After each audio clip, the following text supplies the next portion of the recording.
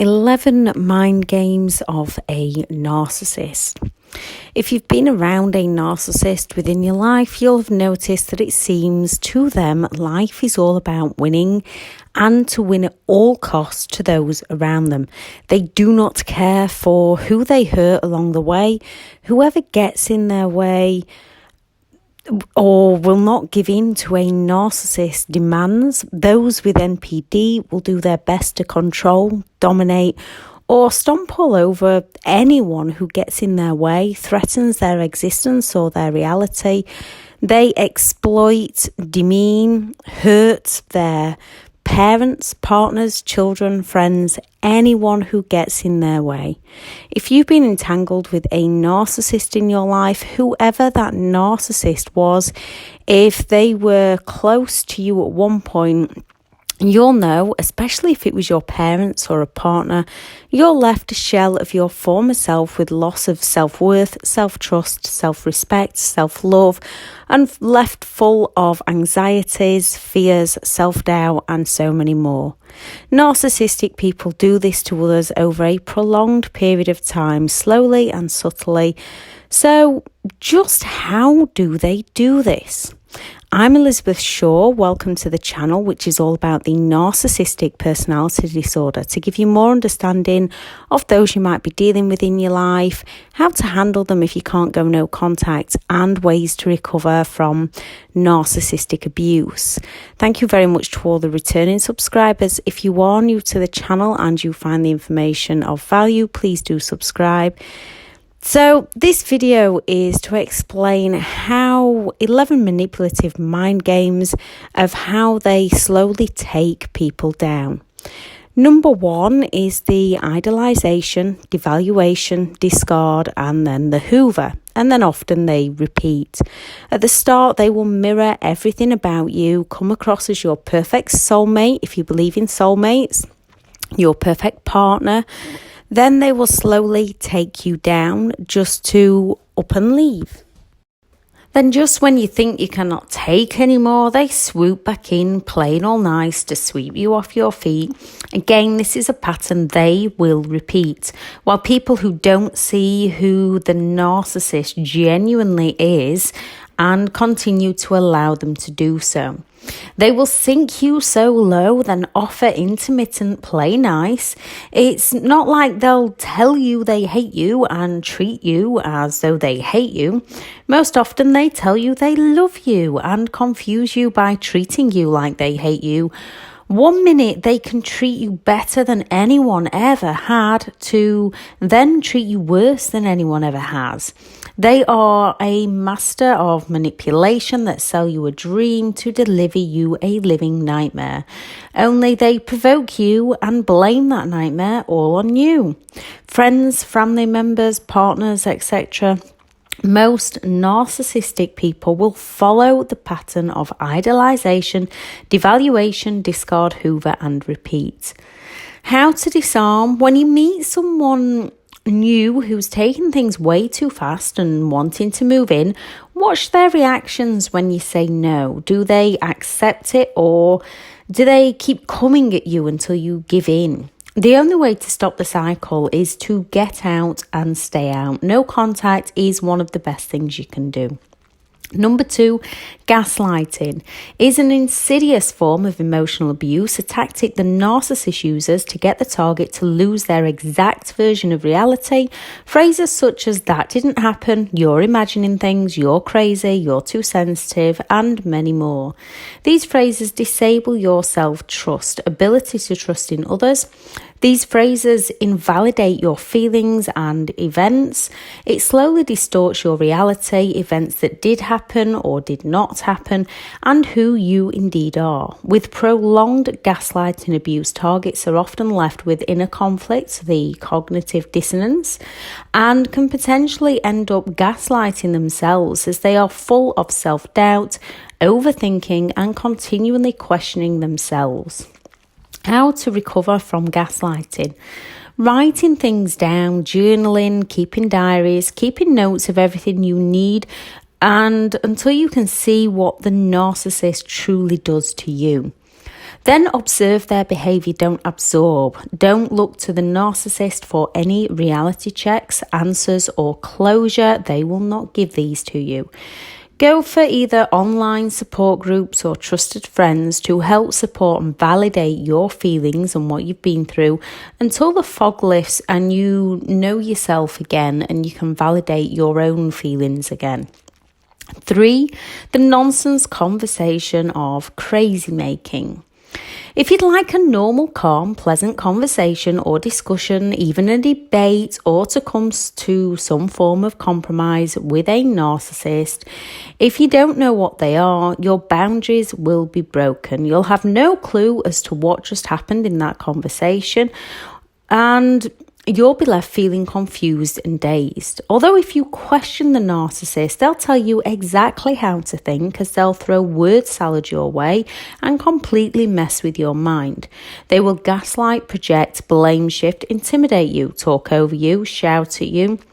They'll do all they can to send you feeling confused, frustrated, or scared, to distract you from the truth and the real conversation and make you feel guilty or feel like you're to blame.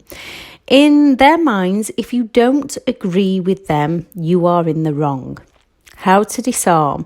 No contact is always the best method. Don't fight your enemy. They know all your weaknesses and they will use them all against you. Walk away. If you cannot walk away safely, focus on something else and don't let your ears take in their words. Observe, don't absorb. If it's about children or anything they don't agree on, don't let them take you off topic. In a calm, rational voice, stick to facts. Only tell them once. If they don't want to talk about it, that's their choice. And you also have a choice and an opportunity not to discuss what they are dragging you into.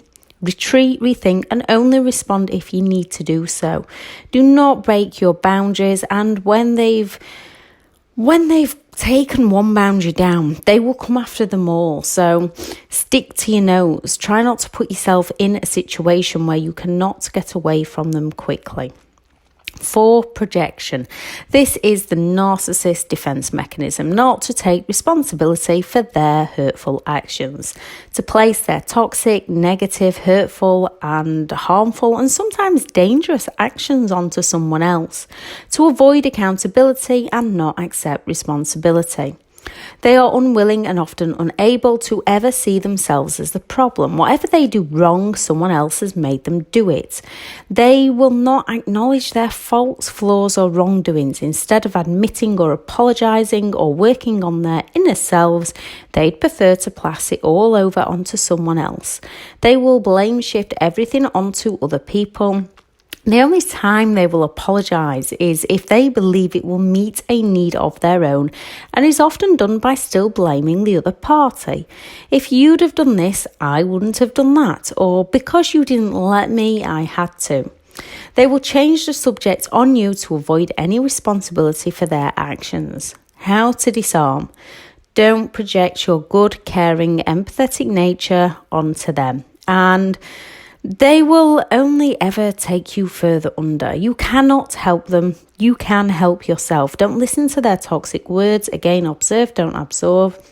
They are admitting their wrongdoings with what they are trying to blame you for. If possible, just cut ties and go no contact. If not possible, then create a distance and go grey rock. 5, changing the goalposts and always nitpicking at you. While there is nothing wrong with constructive criticism, a narcissist will only ever give deconstructive criticism, sometimes disguised as constructive. Narcissistic people are extremely jealous and envious of those around them. They do not want people to do better than themselves. They want you to fail. They will pull people down, nitpick and scapegoat others. Anything that you do well at, they will find a way to take credit for or drag you down over. They will raise the goalposts. Every time you believe you've got it all worked out and life's going right again, they will up the ante. They will make sure by the time they finish with you, you're an empty shell of your former self, lacking in self-worth, self-confidence, self-respect. Instead of helping you with insecurities and weaknesses, they will rip them wide open and watch you bleed out. You will bend over backwards to help and please them, and they will continue their hideous manipulation. How to disarm: if someone doesn't want to help bring out the best in you, then they are not worthy of you. Let them go and find good people who love you for who you are, changing your limiting beliefs and start believing in yourself again. 6. Covert and overt threats. Due to their false sense of entitlement and the fact that they think they are above all others, they will make unreasonable demands of you, and then through silent treatment, gaslighting and many more, they will punish you if you don't do as they say or they're not achieved. They will threaten to punish you. Overts are more outspoken. They will say things more like, you'll lose your home and your children. A covert would say things like, how do you think you'll manage without me? All to place fear and doubts within your mind. How to disarm: keep a diary of any threats, call the authorities and build up a picture of their abuse. 7. Name calling. They do this to fill you with self-doubt, insecurities, alter your beliefs, opinions and reality. Things like, are you going to wear that? The covert way. Or you look fat, far too thin in that? The overt way. I've got that the wrong way round.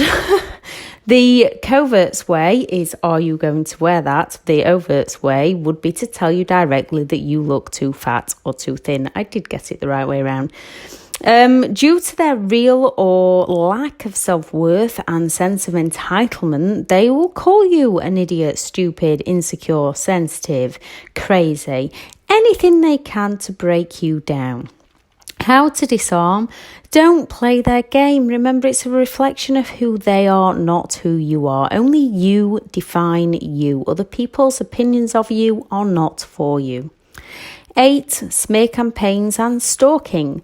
When a narcissistic person can no longer control you or control who you are yourself, they will do their best to control how others see you. Through playing the victim or the hero, yet never the villain, they will go all out to bring you down. They also might stalk you in order to put that fear in your mind, and so you're always living on edge. They smear your name and stalk you to place that fear within you and that sense of dread in you. They're sending you into living that fight or flight mode, constantly looking for what they might do next. How to disarm: stay mindful. Do not react to their games. This is hard to start. It's human nature to want to defend ourselves. By defending ourselves, we are only playing straight into their hands. Be prepared when you don't play their games. They will up their games. Call authorities over any stalking issues. Check your phone and car for tracking devices. Stay alert, but keep living your life for you on your terms. 9. Appealing to your emotions. Instead of using any form of logic, they will appeal to your feelings such as fear, guilt, loyalty, and your caring side, where whatever the situation requires them to meet their own need at that time. They will also use over-the-top pity plays on you, things like, my ex cheated on me and I know how it feels, so I'd never do anything like that to you. Or, I don't know what I'd do without you. Then after everything I've done for you and you'll not do this one thing for me.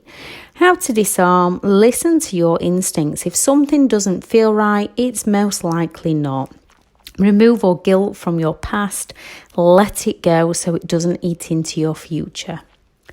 10. Pressure. Sometimes by triangulation, everyone else is doing it. My ex used to let me. My friend's partner lets them. Again, making you feel guilty or inadequate to get you to break down your boundaries, or by gaslighting you into believing that you're not good enough.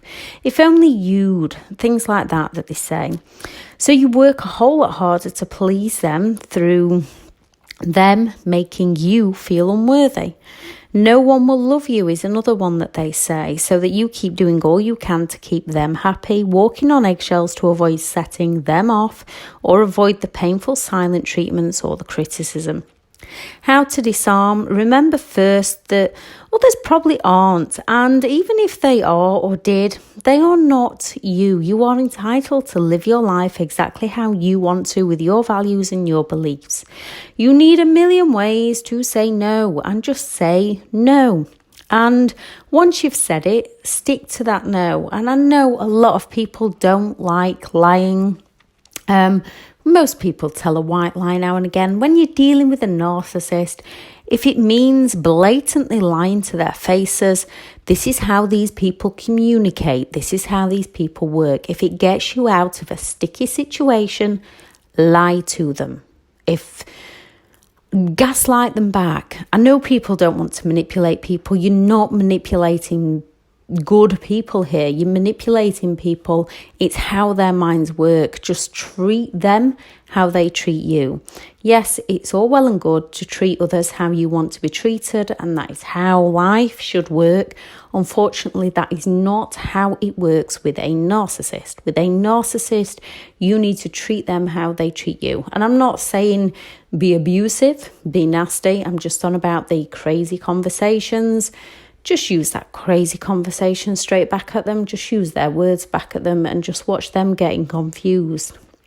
Someone who loves you would support you for who you are. So I'm not saying go around judging other people, yet you can call a toxic person a toxic person. You can call an abusive person an abusive person. Someone who would have consideration for your thoughts, concern for your feelings, have a conversation to discuss things properly, take responsibility for their wrongdoings and not pin the blame onto you. Those are people you can work with. People who don't support you, people who have no concern for your feelings, people who cannot have a simple conversation, people that take you down, and people that blame you for everything. They are not your people. 11, false compromise. They look like they're going to meet you halfway. Think again. So if you pay for a holiday when they say they'll pay half, they might not pay it all at once, or they might offer 25% just to justify a little bit, and then they'll somehow manage to get out of the rest, or something that you haven't done to explain why they shouldn't have to pay anymore. They may end up giving you nothing and making you feel guilty for asking them, or gaslighting you that they never agreed to pay it in the first place. And they will always offer those false compromises, but they will never stick to their end of the deal. They do not do compromise. It is their way or the highway. How to disarm. Don't loan people money who don't pay you back. Learn after the first time. Don't give others the benefit of the doubt. Once they've let you down, that is who they are. People can make a genuine mistake and do so more than once. They will apologise sincerely, and they will have the give and take abilities. They will recognise faults within themselves, and they will do their best not to do it again or to make it up to you. Narcissistic people are only ever interested in themselves. Stay strong, keep learning, keep working on you, keep healing, and keep growing. No matter who the narcissist was or is in your life, you will overcome this. You will find ways to move on to a much happier life for you. I know if you're at the beginning, I know if you're still with them, I know if you're still going through divorces or child arrangements, it's incredibly draining at times, but stick with it, keep going. It does get easier, it does get better, and life does get much happier. I will add in the description a video about cognitive dissonance and the effects that has on your mind, the fight, flight, freeze and fawn survival mechanisms, how to overcome guilt. I shall also add some links to the online courses that I do have available. I'm quite full for one-to-one coaching at the moment, so I shall add the link for BetterHelp that I've teamed up with. They've got some excellent counsellors that can help you through this if you do need that extra support. people can do it for themselves, and if you can do it for yourself, then do it for yourself. But there's nothing wrong for reaching out for that extra support if you need extra support. Some of the things that you go through with a narcissistic person, some of the trauma that happens to you, extra support is required, and there is nothing wrong with that. There's nothing to be ashamed of within that. It's a life-altering experience, some of the things that you go through with these people. So always reach out for the help and the support. People have lived it. People understand how you feel. Things like a lot of the conversations, and I know myself when I first started, the conversations I started with people was, this is going to sound stupid. And it's how they leave you feeling. So if you're still in that stage where you're feeling stupid, there's nothing wrong with you. It's what happens to you in that situation. They are manipulative people that get the smartest of people and sink them to the depths of despair. There is another way to live your life. There is a happier way to live your life. So today, sit down and write where you want to be 6 months from now. Some things that you want to achieve for you and your life 6 months from now. Get creative, put out pictures of places you'd like to see or things you'd like to have. And it's not being narcissistic, it's not being materialistic. It's things that bring those happy emotions. That's what you're trying to find, those happy emotions, things that are going to bring that happy side out of you so that you can build momentum on feeling happy, build momentum on making decisions for you, build momentum on thinking about your life, build momentum on new dreams for you and your life. Keep going wherever you are. You can and you will do this. Thank you for listening. Bye.